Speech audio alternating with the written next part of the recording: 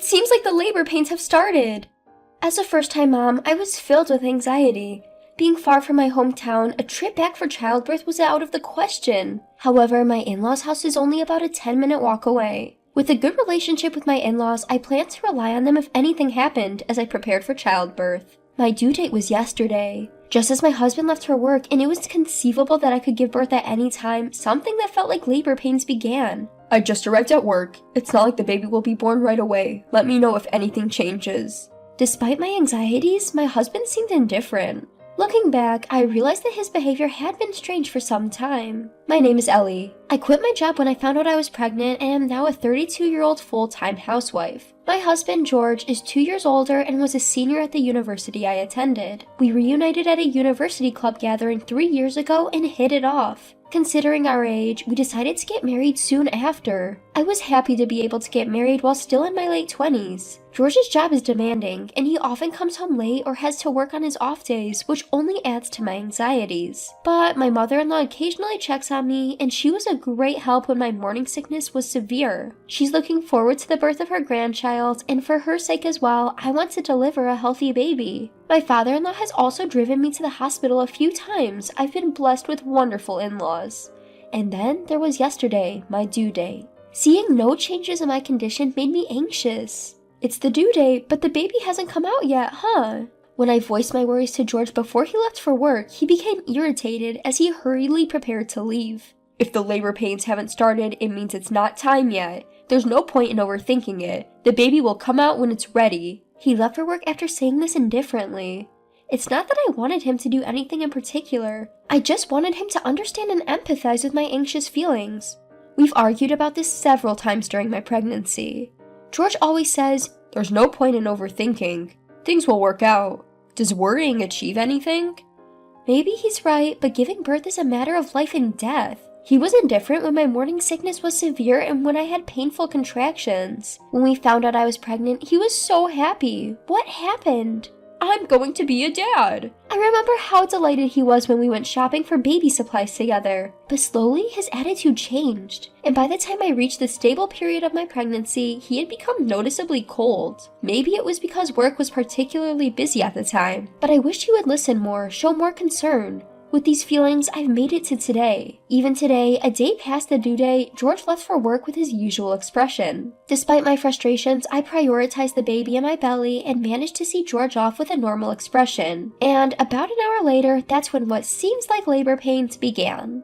I tried calling the hospital, but they told me to wait and see since my contractions were still far apart. I prepared my hospital bag and rested, waiting for the time to come. By the afternoon, my contractions were getting closer together, and so I called a taxi and went to the hospital. I tried to call George, but he didn't answer, so I sent him an email and admitted myself to the hospital right away. I couldn't rely on my in-laws either, as they were at work.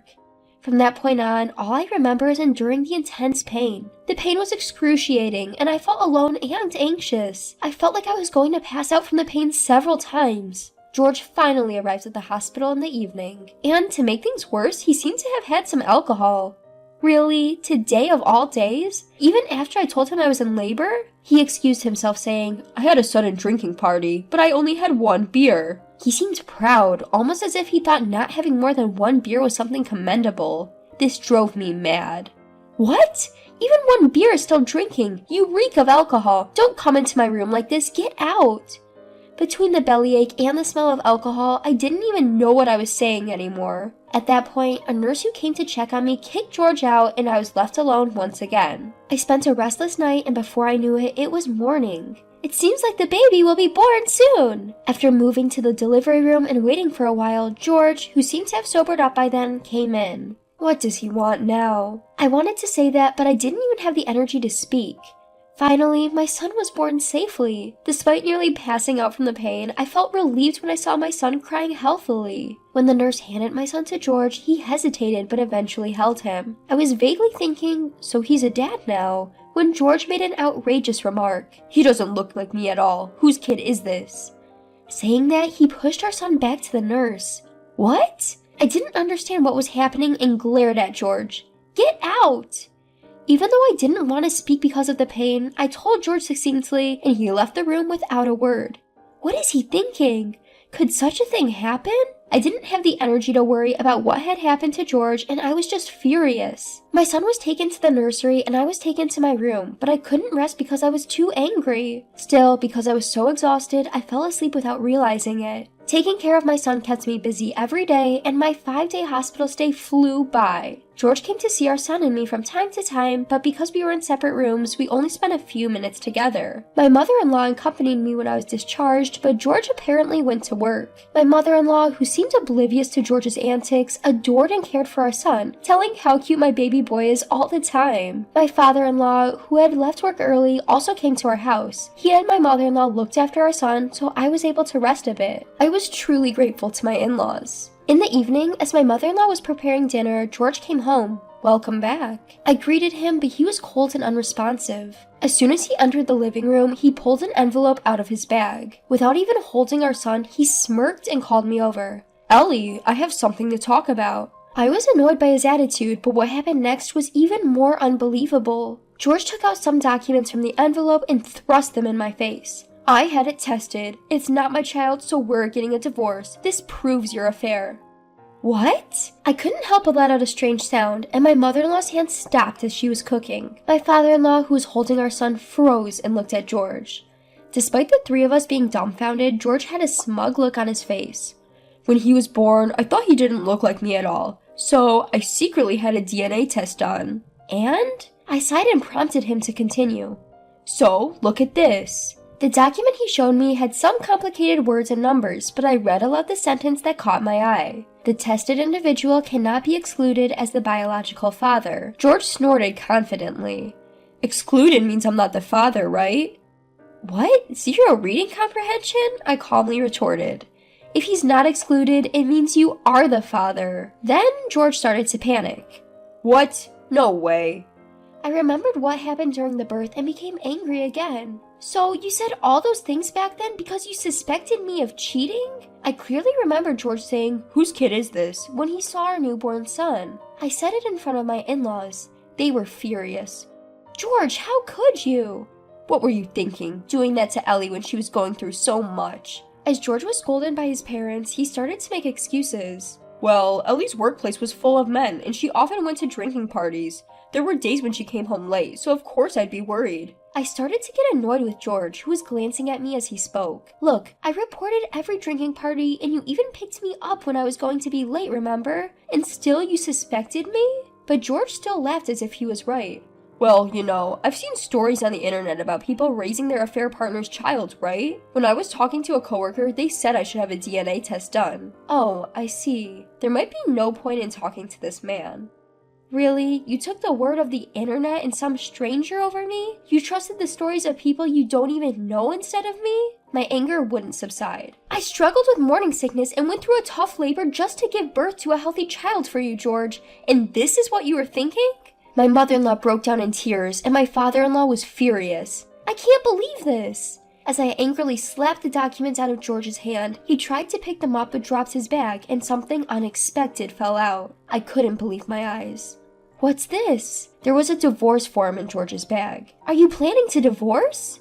Suddenly, George lost all his earlier momentum and became flustered. No, this isn't, I found myself no longer able to tolerate his attitude. You've gone to the trouble of preparing divorce papers, and now you're telling me you don't want a divorce? I snatched the divorce papers, clutching a pen tightly. My husband tried to stop me, but in that moment, his smartphone rang. It was the sound of an incoming email. My hand, clutching the pen, stopped. I had a bad feeling about this.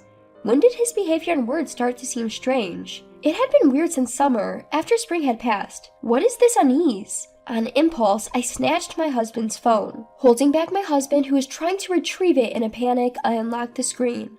Displayed, there was something unbelievable. I read it out loud. Have you filled out the divorce papers yet?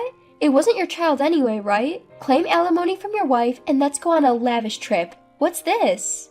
My bad feeling turned out to be true. I thought it was strange. You suddenly accused me of cheating, and I wondered where that idea came from. Could it be because you were the one cheating? That's it, isn't it? That's why you thought I was cheating too. My husband's face turned pale. Who is this woman? Could it be from a new employee or something? You must have become the person in charge of the new employees this spring and got close to her, right? That makes sense. Your behavior started to change because you were cheating with her. That's why you were coming home late and claiming to work on holidays, probably just going on dates, right? I spoke calmly about what I had been thinking. Seeing that my husband didn't say anything back, it seemed that I wasn't far off the mark. My father-in-law, hearing this, was furious again. Is this true? As my husband averted his gaze, my father-in-law's fist hit him in the face. My father-in-law bowed deeply to me. Ellie, I'm truly sorry for my stupid son. My husband was also made to bow alongside his father and was interrogated. You should be the one apologizing. Tell the whole truth. The woman my husband had cheated with was close to what I had guessed. She was a younger woman who had transferred from another branch, and my husband, who was in charge of her training, seemed to have developed the affair. Moreover, it seemed she was also married, although she didn't have a child. I was flabbergasted and quickly filled out the divorce papers. I thrust them back at my husband. Write it down quickly. Ellie, I'm sorry, please reconsider. I admit my mistakes. I could only look at my apologetic husband with cold eyes. No way.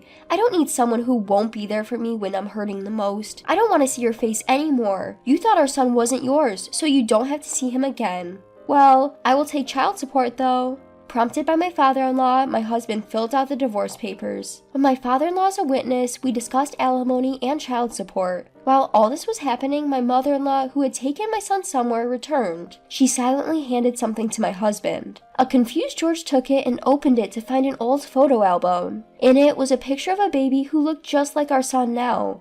It looks just like him. There's no way he's not your child. My mother-in-law coldly dropped the bomb. Pictures from the time when George was born, he looks just like our son. Seeing that, George was utterly shocked. But he doesn't look anything like me. He started to make excuses. At that point, I lost my patience. If a newborn baby looked exactly like you as an adult, wouldn't that be scary? Didn't you realize that? Looking at that photo, it's undoubtedly your child. No, it's not that. It's just, everyone kept saying it. I believed it from the beginning.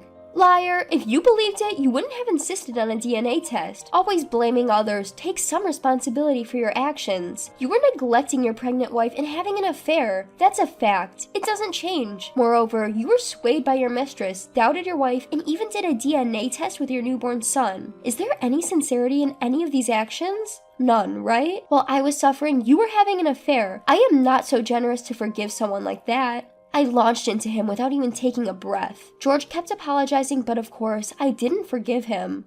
We ended up getting a divorce. Rumors about George's affair spread at work, making his job difficult and causing him to make mistake after mistake. As a result, he was transferred to a different branch in Nebraska. I thought about moving back to my parents' house, but considering it's not good to travel long distances postpartum, I've been living in George's now empty family home, and my son is growing up healthy. George was severely scolded by his parents, and he has been using his savings to pay alimony. Under the watchful eye of his father-in-law, he pays the alimony every month. Of course, we've also sought damages from the woman he had the affair with. Thanks to that, her husband found out about the affair, which was a double betrayal, and they ended up divorcing. I heard she's now working at a bar. George was a foolish husband, but I'm grateful for the supportive in-laws who are there to watch our son grow up with me. I am very satisfied.